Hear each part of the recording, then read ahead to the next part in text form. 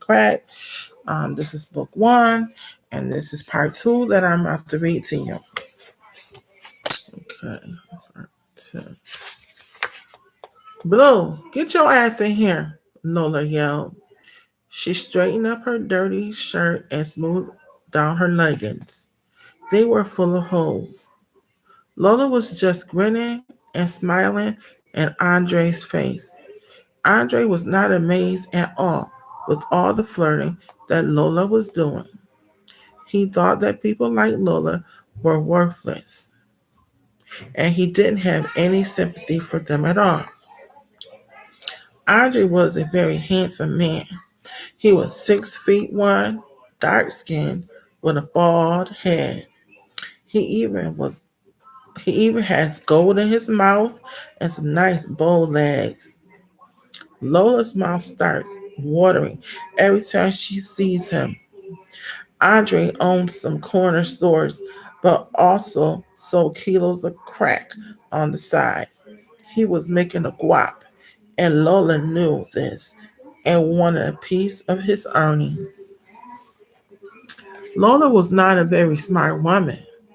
The street drugs were eating up the little brain cells that she had left. Lola was doing the worst shit possible, but it but in her mind, she thought that she was getting over. Lola had come up with the dumbest idea ever to feed her drug habit.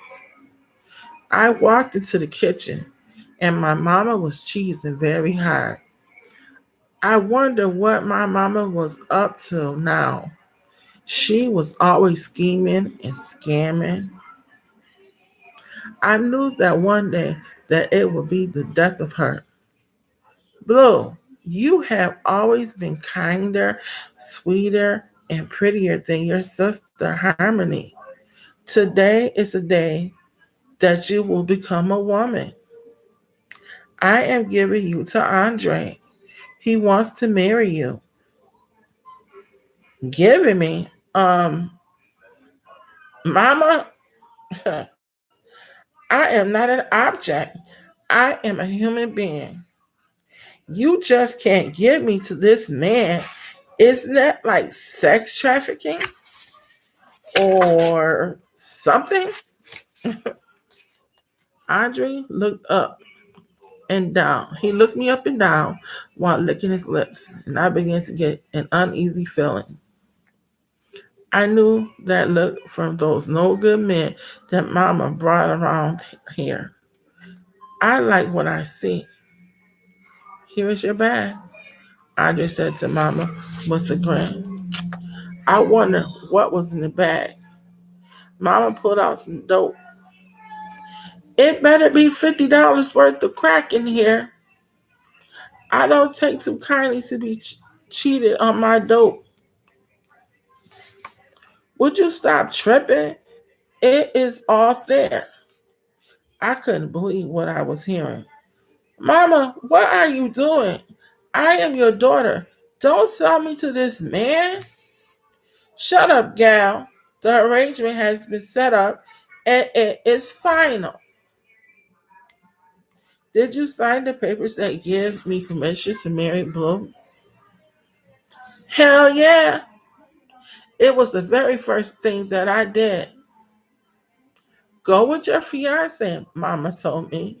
Wait now, let me place your engagement ring on your finger.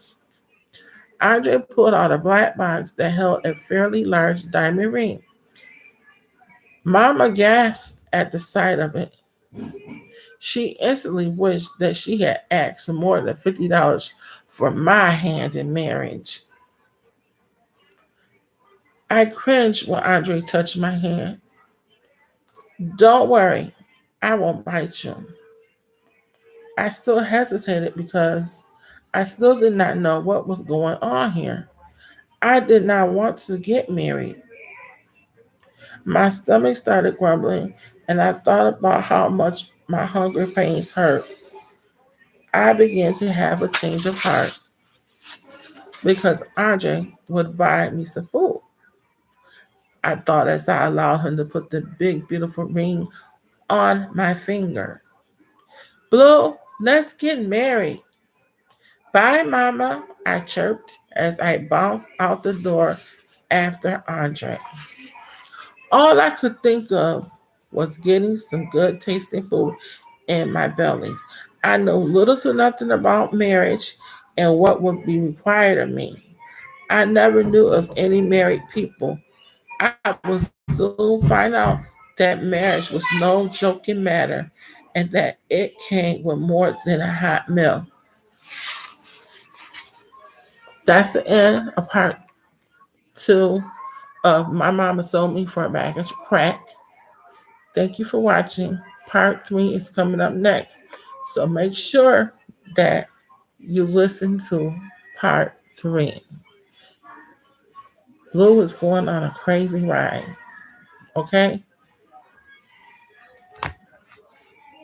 Don't forget to like, comment, and subscribe. See you soon.